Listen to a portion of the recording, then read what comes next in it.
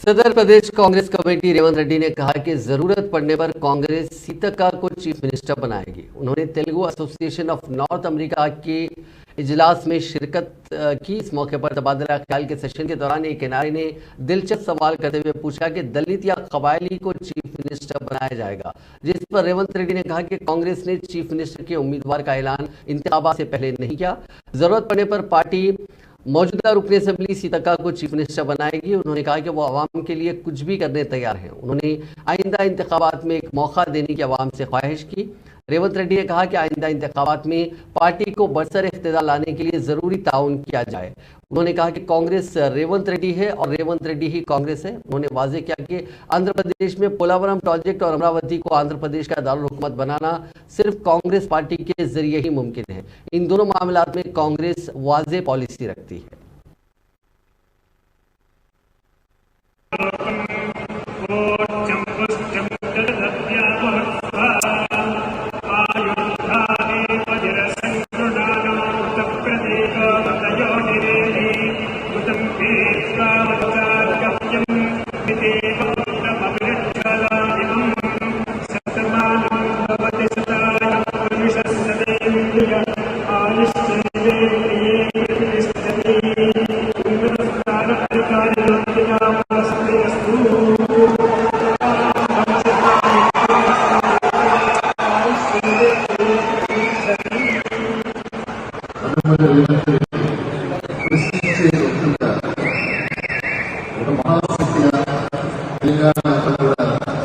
పాదయాత్రతో ఆయా ప్రాంతాల యొక్క సమస్యలు తెలుసుకోవడం కాకుండా ఆ సమస్యల పట్ల ఖచ్చితంగా పోరాడుతున్నటువంటి వ్యక్తి 2009-2014లో శాసనసభ్యుడిగా, ఆ తర్వాత 2019లో లోక్సభ సభ్యుడిగా ప్రజాజీవితంలో